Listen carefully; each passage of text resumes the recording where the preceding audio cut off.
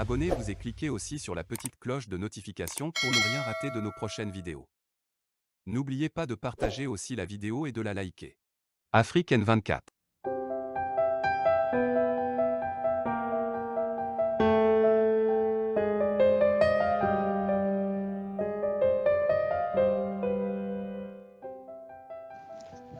Oui, chers camarades journalistes, je voudrais d'abord vous remercier du fond du cœur pour cette opportunité que vous m'offrez. Vous faites un travail louable et vous permettez à chaque Togolais d'être au parfum de l'actualité sociopolitique de notre pays. Vous me posez la question, selon moi, qui peut être derrière l'attaque de la fille de son Excellence Agbemé Kodjo. Vous savez, je ne suis pas agent de sécurité, je ne suis pas militaire, je ne suis pas gendarme, je ne suis pas policier. Cette question, ce serait préférable que vous posiez cette question directement au ministre de la Sécurité et au ministre de la Défense. Ils sont mieux placés pour répondre à cette question parce que c'est leur rôle de veiller sur chaque Togolais, à chaque seconde, à chaque minute. Parce que nos vies comptent. Chaque Togolais a droit à la protection et c'est le sens régalien d'un État. Un État doit veiller à la protection de chaque individu sans tenir compte de son bord politique et de son bord social. Nous condamnons fermement cette énième attaque d'un citoyen ou d'une citoyenne togolaise qui veut vivre en paix et en sécurité. Aujourd'hui, ce n'est pas la première fois qu'on braque les Togolais. J'ai souvenance de ces crimes à répétition et qui prennent des proportions inquiétantes. Je me rappelle en plein jour à l'aéroport international général Gnassingbé Yadémon, on a braqué des Togolais et jusqu'à ce jour, on n'a pas pu nous situer les responsabilités. Il y a de cela au moins 5 mois, quand devant une grande banque comme l'UTB, des individus ont été braqués, cambriolés en plein jour. Et sans oublier tout ce qui se passe devant les banques, devant les microfinances dans notre pays. Et une fois aussi, je me rappelle au niveau de la Caisse nationale de sécurité, entraînant mort d'homme. Mes chers amis, ça fait peur. Je ne sais pas si les gens, ceux qui ont en charge la lourde responsabilité de veiller sur la sécurité des biens et des personnes, mesurent les conséquences fâcheuses et négatives de ces actes à outrance et à répétition. Dans un pays où la sécurité n'est pas garantie, personne ne souhaiterait investir. Personne. Je ne sais pas si les gens mesurent les conséquences de ces actes ignobles et lâches. Ce sont les faibles qui utilisent la violence pour se faire entendre. Ça n'a pas de sens. Ça n'a pas de sens.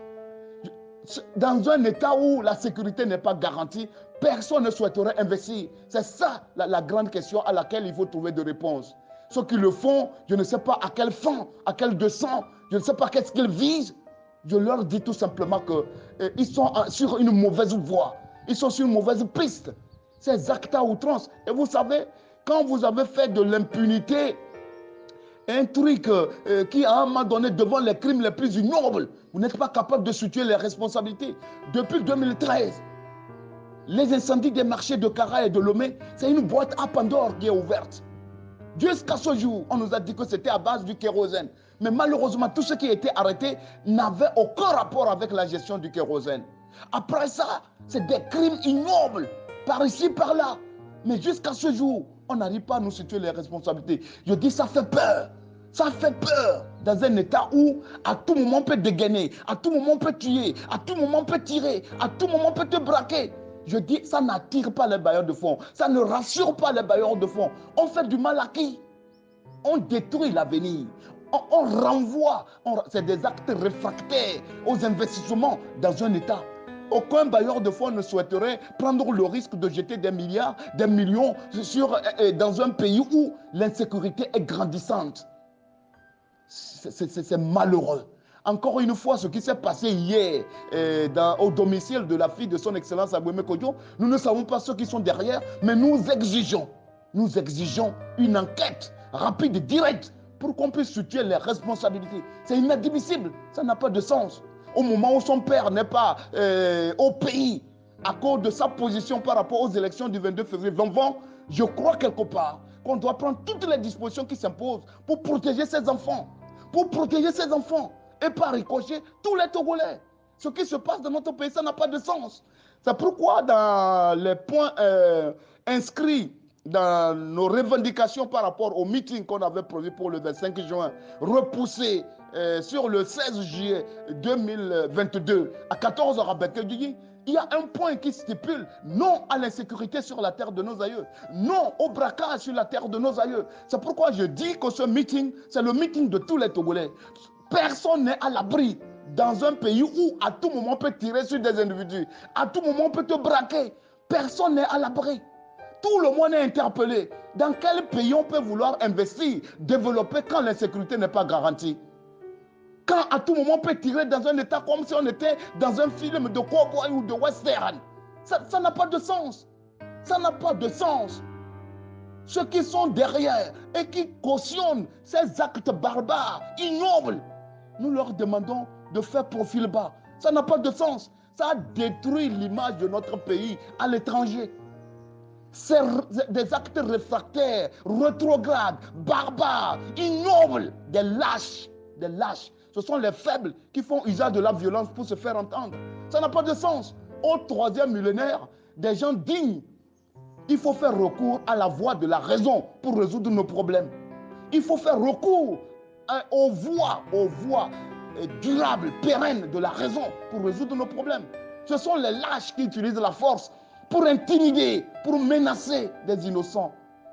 Je demande au ministère de la Sécurité, de la Défense, d'accroître d'efforts et de nous situer les responsabilités. Il faut qu'à chaque fois on dit les enquêtes sont ouvertes sans jamais connaître à la fin les conclusions.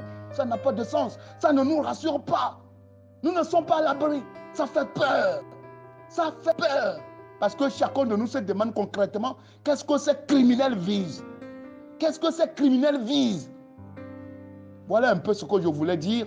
Mais je crois que chaque Togolais doit dénoncer et condamner ces actes qui prennent des proportions inquiétantes et qui menacent le vivre ensemble, qui menacent la paix sociale.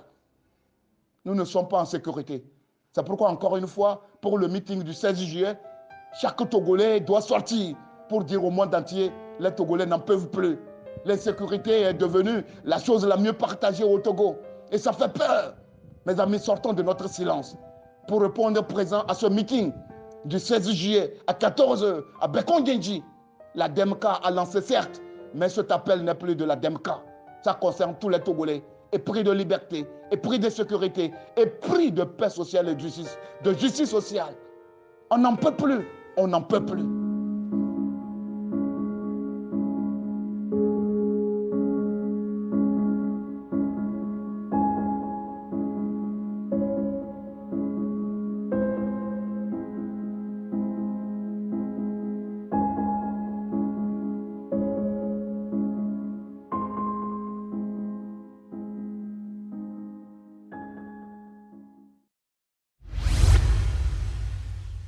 Likez la vidéo si ce n'est pas déjà fait.